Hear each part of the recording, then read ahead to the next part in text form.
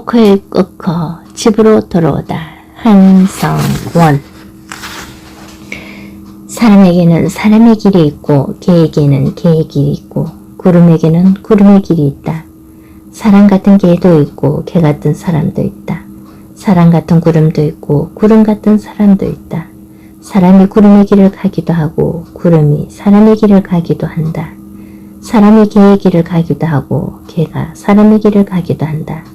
나는 구름인가 사람인가 개인가 무엇으로서 무엇의 길을 가고 있는가. 길. 한성원. 작가의 말. 내가 늘 하늘을 보는 까닭은 그 한복판에 수직으로 상승하고 있는 새 아닌 새 한 마리가 거기 있어서입니다.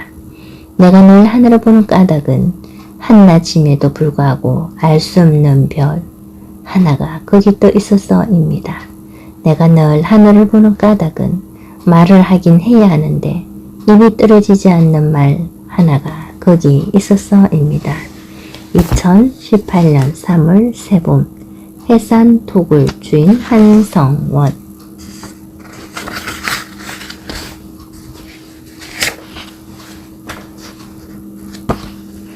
물은 도전적으로 흐르고 꽃은 공격적으로 핀다.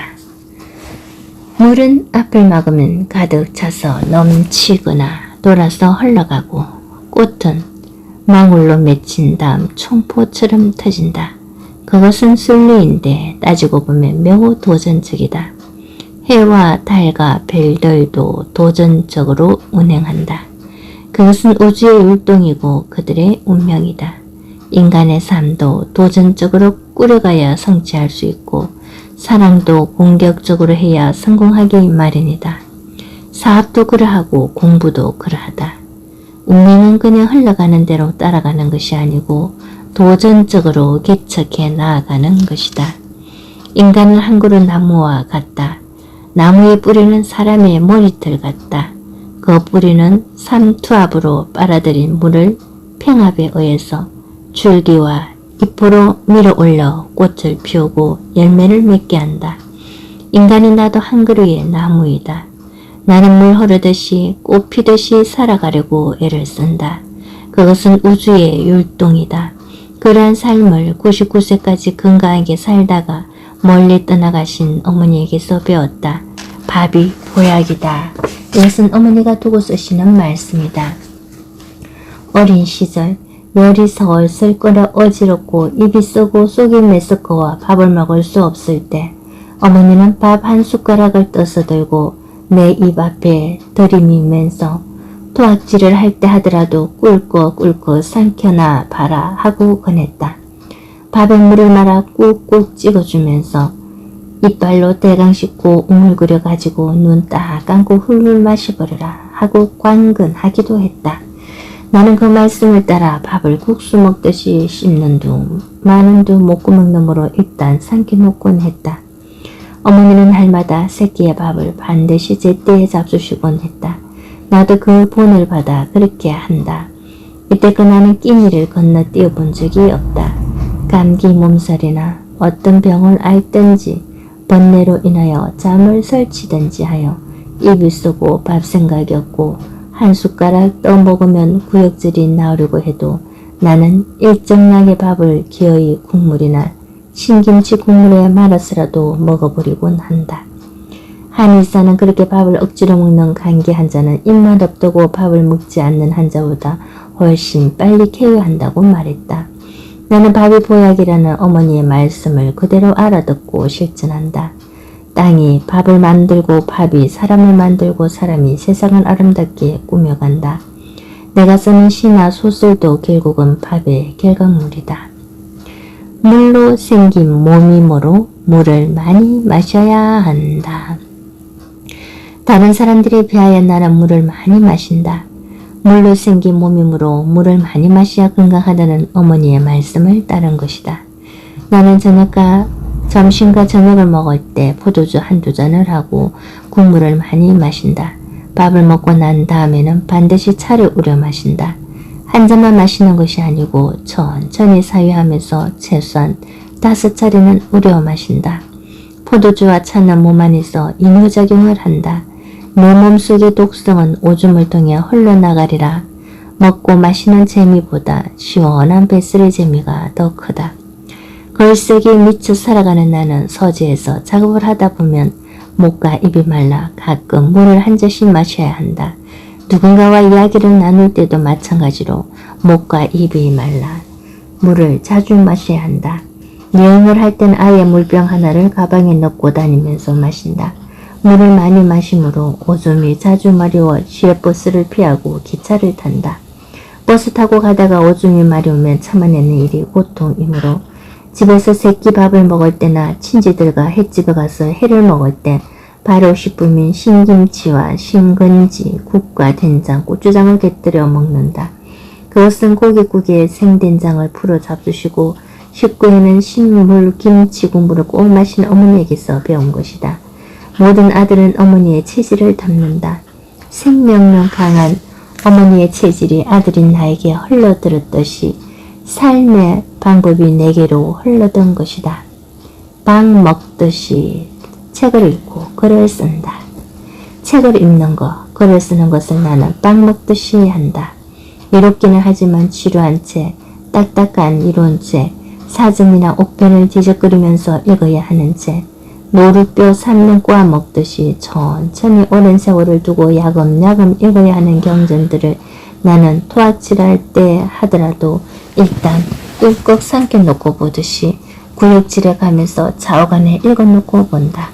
그 책들을 읽어가다 보면 즐거움이 생기고 읽어놓으면 그것이 내 뼈가 되고 살이 된다. 그러다 보면 더욱 어렵고 딱딱한 책들을 읽어낼 소화력이 생긴다. 글 쓰는 일도 나는 밥 먹듯이 배설하듯이 업무적으로 한다. 처음 컴퓨터 앞에 앉아 쓰려고 하면 떠오르지 않고 풀리지 않아 답답하던 글도 일단 얼마쯤 참고 써가다 보면 관성이 붙어 술술 풀리기 마련이고 그러면 나도 모르는 사이에 즐거움이 꽃망울들처럼 펑펑 터진다. 하루 세끼 밥을 제때에 일정량을 반드시 먹듯이 나는 글을 하루 정해놓은 시간 동안에 꾸준히 일정량씩을 쓴다. 밥을 먹지 않으면 배가 고프듯이 글을 쓰지 않으면 영혼의 배가 고프다. 나에게 있어서 글을 쓰지 않는 것은 마치 배설해야 하는 배설물을 배설하지 않고 속에 담아두고 있는 것과 똑같다. 일정량의 글을 쓰지 않으면 영혼이 배설하지 않은 배 창자처럼 비비 꼬이면서 아프다. 밥과 글이 숭엄하다. 천지간 드나들면서 상처 입은 내 영혼의 상흔을 기록해 두려고 쓴다. 내 눈이 하늘의 별들을 만든다고 나는 생각한다. 어떤 일을 항상 꾸준하게 하는 자는 그 일에 대한 생각을 항상 하는 자이고 그 일에 대한 생각을 항상 하는 사람은 그 일을 항상 꾸준하게 하는 사람이다. 어머니는 나보다 밥을 더 많이 잡수셨다. 새끼 식사를 반드시 하시는 어머니의 생명력에 나는 늘 놀라곤 했다. 어쩌다가 감기 몸살로 부대낄 때, 무력증으로 시달릴 때 나는 어머니의 생명력을 떠올린다. 어머니를 닮았으므로 나도 저 비슷한 나이까지는 살 수 있으리라. 언제인가부터 어머니가 잡수시는 밥, 내가 먹는 밥이 숭엄하다고 생각하기 시작했다. 그러하듯이 책 읽는 것, 글 쓰는 일도 숭엄하다 싶다.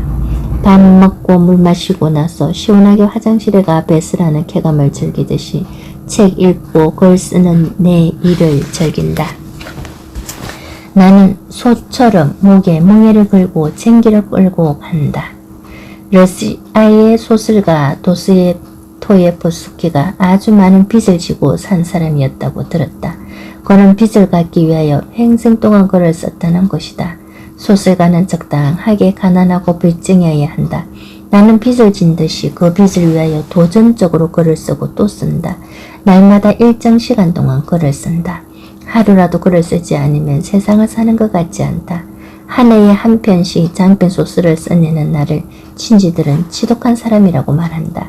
나는 젊은 시절에 의지와 자신감이 매우 파각하여 한번 마음먹은 일을 실천하지 못하곤 했던 게으른 뱅이였다.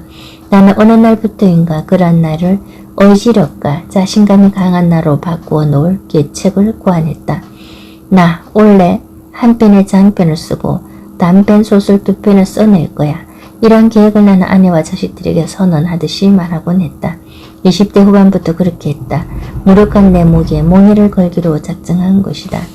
그리고 나 이번 방학 중에 까라마조포가의 형제들과 죄아벌을 다 읽을 거야.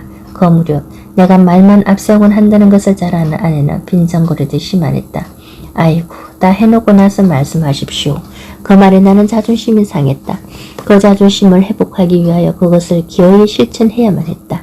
잘 아는 출판사 편집진에게 나의 의사를 전달하고 미리 장편 소설 출판 계획을 하자고 나섰다. 선수금을 받고 나면 나는 그것을 이행하기 위하여 밤낮으로 지필에 매진했다.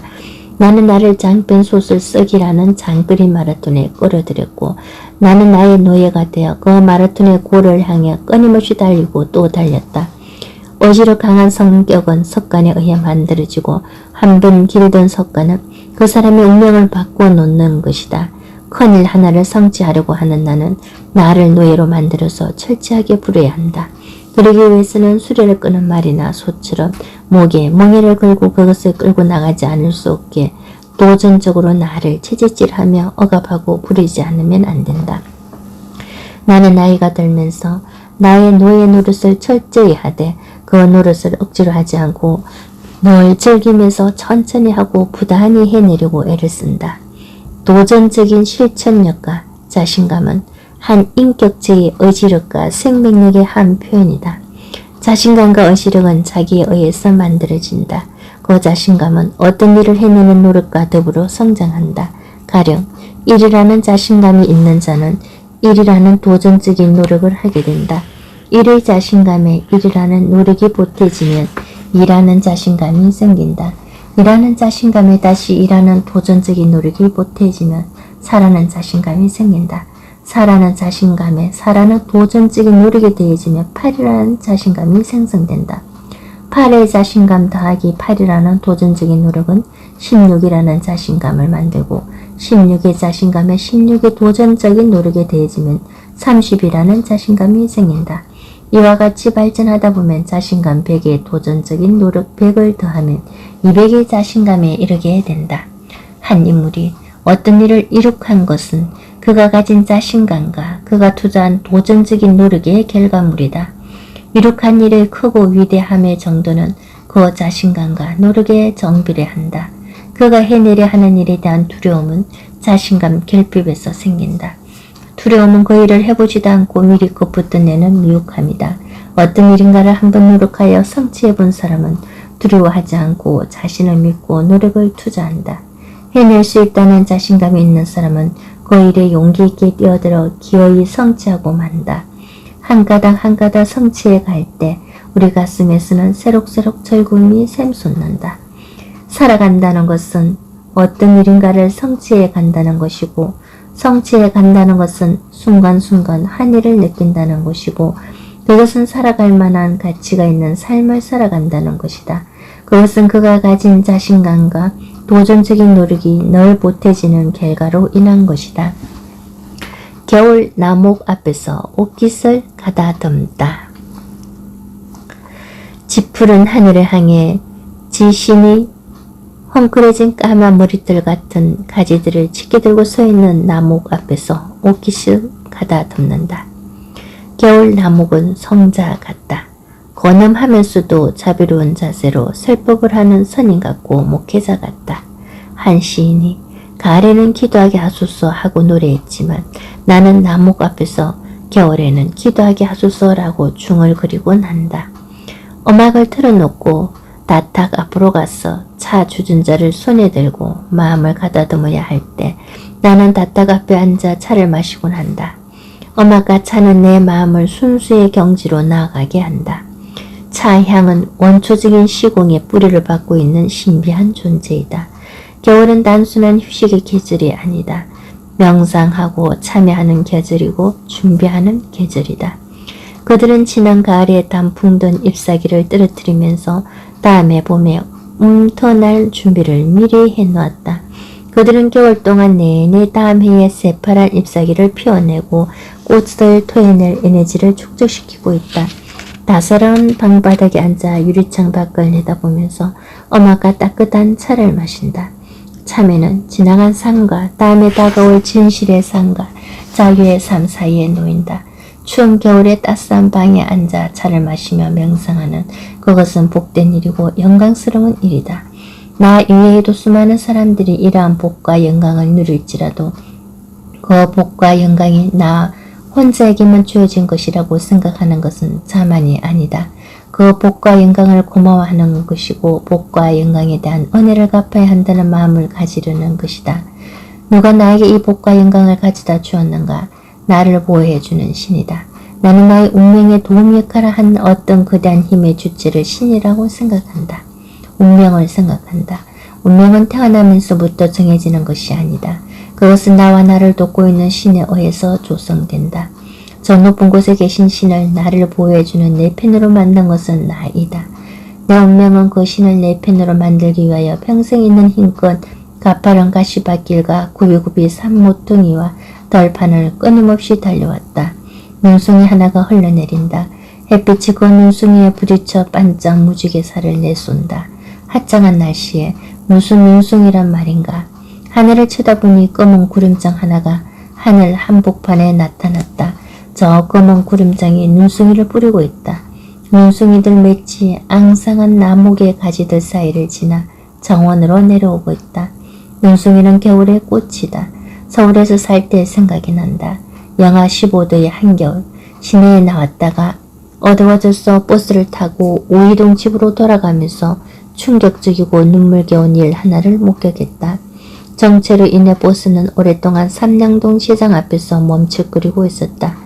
정류소를 약간 벗어난 길 가장자리에 서 있는 늙은 은행나무를 던지고선 군밤 장수 한 사람이 제자리 뛰기를 하고 있었다.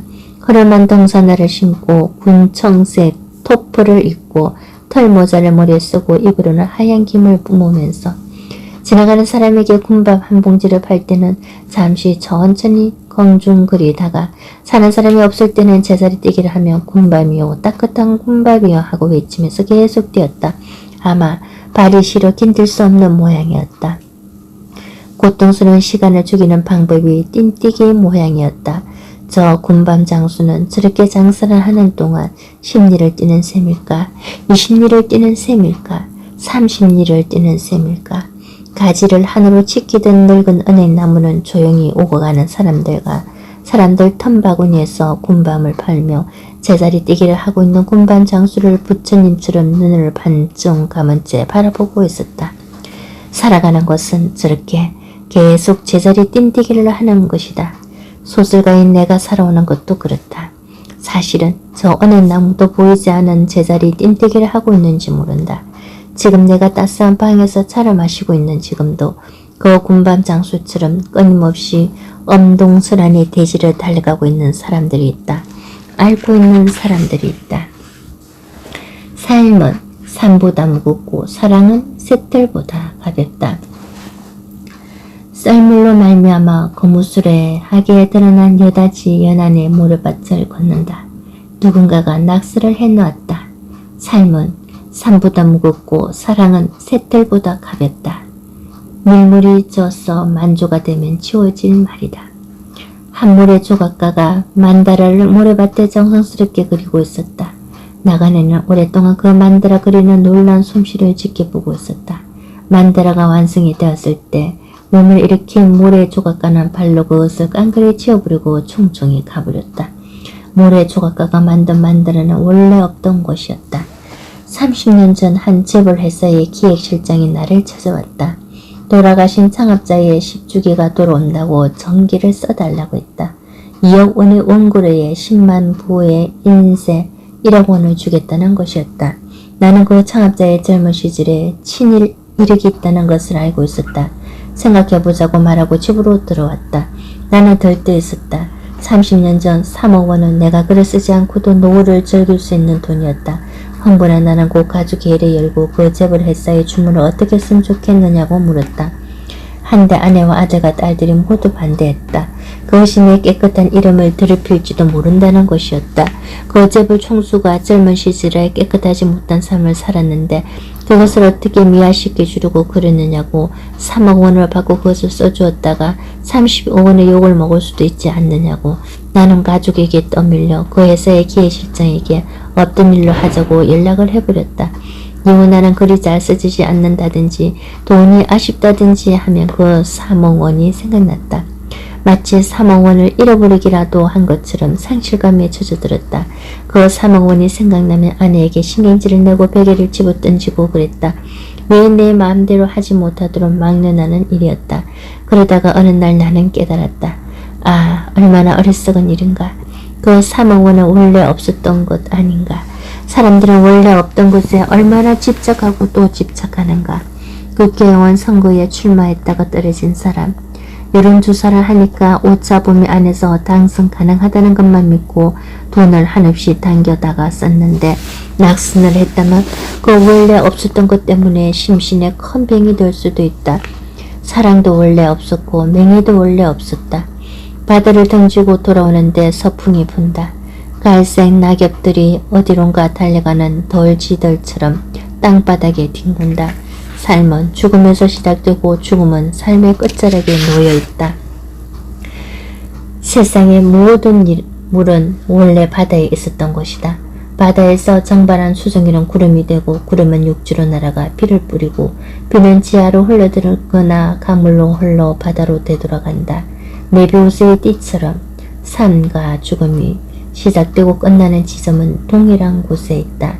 길 가장자리에 분홍의 코스모스꽃 한 송이가 피어있다. 내 눈길은 꽃잎들의 끝을 따라 한 바퀴 돈다. 수레바퀴 같은 만다라. 꽃을 꺾어 집으로 돌아오다. 파도를 보고 모래의 시간을 생각한다. 나지막한 언덕 위에서 바다를 한눈에 내려다보고 있는 내 토굴의 봄이 무르익고 있다. 정원의 난초꽃 수백 송이의 수선아들과 화려하게 꽃대기를 방불하게 하던 철쭉꽃들이 지고 있다. 세월은 벌써 봄과 여름이 맞물리고 있는 초여름의 징후를 보인다. 정원 한복판의 조팝나무가 하얀 폭죽처럼 꽃을 터뜨리고 있다. 사리가 맞물려 있는 정원의 가장자리에는 연분홍과 하얀 작약 꽃송이들과 유백색의 불도화들이 찬란한 햇살 아래 내 가슴을 두근거리게 한다. 5그루의 매화나무에는 매실들이 하루가 다르게 몸통을 오동통하게 벌리고 있다. 정원 바닥에는 클로버 풀과 비슷하게 생긴 사랑초 꽃들이 지천으로 피어있다. 앙정스러운 사랑초 꽃들은 분홍색과 백색이 두루 섞여 있다. 사람들은 나더러 극랑에서 산다고 한다. 아마 극랑은 자연 친화적인 시공인 까닭으로 거기는 꽃으로 가득 차 있다고 사람들은 생각하는 모양이다. 농로를 타고 바다로 나간다. 들에는 못자리 작업이 한창이다. 농로 가장자리에는 해노색이라는 꽃과 비슷한 보라색의 덩굴 꽃들이 지천으로 피어있다. 나는 그 꽃들과 눈을 맞추며 걷는다. 그 꽃들이 내 몸과 마음으로 스물스물 기어든다. 바닷가 모래밭으로 들어선다. 높지 않은 모래 언덕 위에는 문학 산책로가 뻗어있다. 그 산책로에는 30여 개의 시비들이 20m 간격으로 서 있다. 그 산책로를 따라 해당한 나무들이 줄지어 서 있는데 바야흐로 해당아들이 피어있다. 진홍색 꽃도 있고 보라색 꽃도 있고 분홍색 꽃도 있고 새하얀 꽃도 있다. 나는 그 꽃들하고도 눈을 맞추며 모래밭을 걸어간다. 오른쪽에는 바다가 출렁거리고 있다. 달려온 파도들이 모래톱에서 제주를 넘는다. 바다 건너에는 고흥 반도가 북에서 남으로 뻗어있다. 모래 밟는 감촉이 사박사박 좋다. 모래에는 조개 껍데기들이 하얗게 널려있다. 이 바다의 갯벌에는 키조개와 바지락과 낙지와 쭈꾸미들이 많이 생산된다. 농수로를 따라 오염되지 않은 양질의 민물이 바다로 유입되므로 해산물들이 달고 고소하다. 나는 이 바다에서 나는 생물을 상식한다.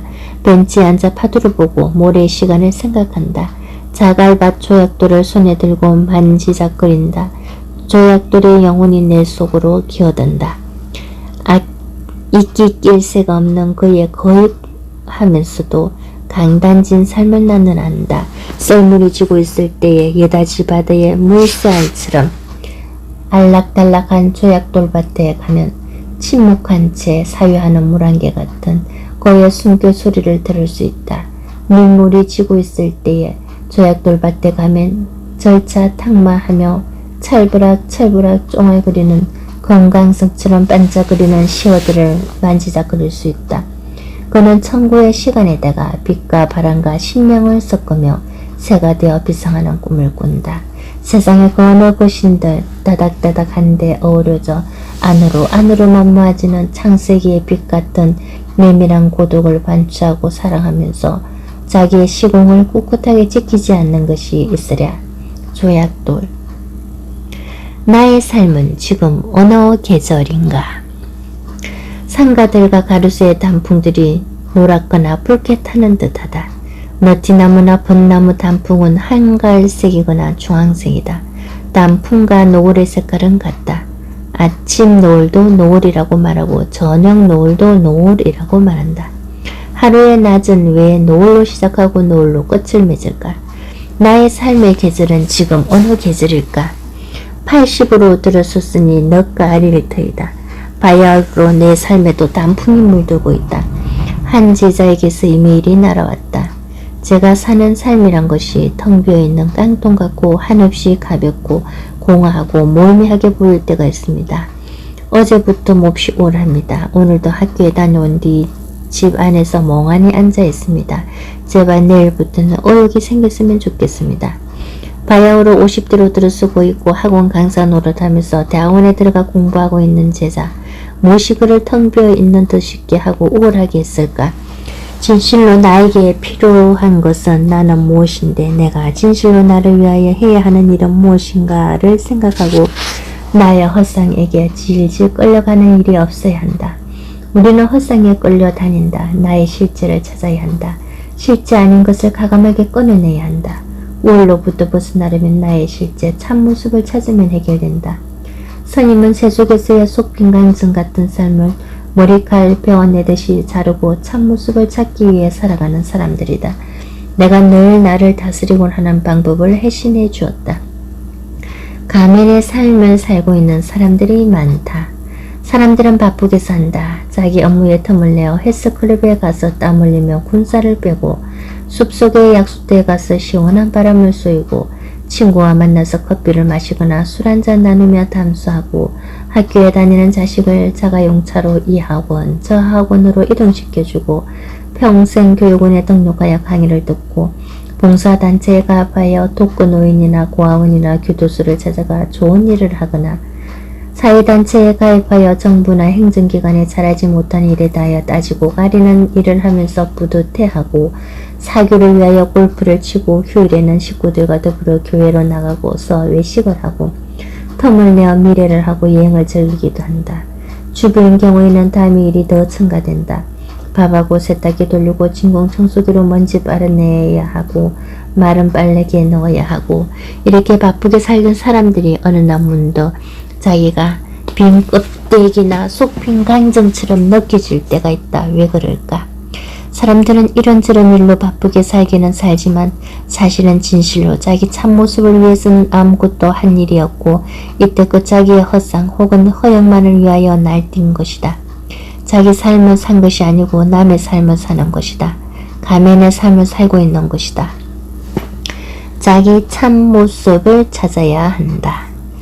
자기에게 진정으로 필요한 것은 자기 영혼의 가난과 허약함을 보충할 수 있는 책 읽기, 성인들의 보석 같은 삶을 배우고 탐욕을 부리고 마음을 가난하게 하는 일이고 그에 따른 명상과 사유를 함으로써 자기 영욕을 양생하는 것인데 대개의 사람들은 전혀 그러한 일을 하지 않는다. 그라여 어느 날 문득 스스로 속빈 강정으로 느껴지지만 사람들은 자기 치유를 제대로 하지 않는다. 치유 방법을 모르는 것이다. 치유 방법은 마음 비우기와 고전 읽기와 명상과 사유인데 마약으로 응급 처방을 한다. 그들의 응급 처방은 술 마시기, 마약성 도박하기, 스포츠 즐기기, 투기하기, 돈 불리기, 선거전에 몰입하기, 권력자 밑에 줄서기, 성상납을 하여 권력 쟁취하기, 엄밀하게 성적인 쾌락 즐기기이다. 그 응급 처방은 그를 더욱 황폐하게 만들고 끝내는 파탄 지경에 이르게 한다. 공허를 어떻게 치유하는가? 미친 사람은 자기를 미쳤다고 말하지 않는다. 자기를 미쳤다고 말하는 사람은 미치지 않은 사람이다. 자기가 속빈강정으로 느껴지는 사람은 속빈강정의 상태에서 벗어날 수 있는 껴있는 사람이다. 나는 내가 속빈강정으로 느껴질 때 차와 음악과 시를 마신다. 그러면서 참으로 내 속에 허해진 가득을 점검하고 탐색한다. 그러면 내 영혼이 책 읽기에 배고파 있음을 깨닫고 선인들의 깨끗한 삶을 배우는 일에 깨어러 있음을 깨닫고 명상과 사유가 부족함을 깨닫는다. 지금까지 잘못 걸어온 길을 교정하고 새로운 길을 잡아 나아갈 계획을 세운다. 단풍색깔은 항운의 색깔하고 같다. 우리 인생은 짧다. 아침 노을인가 했는데 금방 저녁 노을을 맞게 된다. 부디 속빈 강정 영혼의 배고픔 때문에 슬퍼하게 되지 않도록 꾸준히 자기를 양생할 일이다. 넉갈 단풍을 향해 앉아 차와 음악과 시를 마시는 일은 행운이다. 삶의 도락이라는 것도 도전적이고 공격적으로 성취해야 한다. 봄꽃은 순간이고 여름은 길게 출렁거린다. 선선한 봄은 순간이고 햇살 쨍쨍한 모든 여름은 길고 길다. 우리들의 여름은 출렁거린다. 여름철의 모든 강물은 바다를 향해 흐르면서 해낮기처럼 노래하고 모든 산은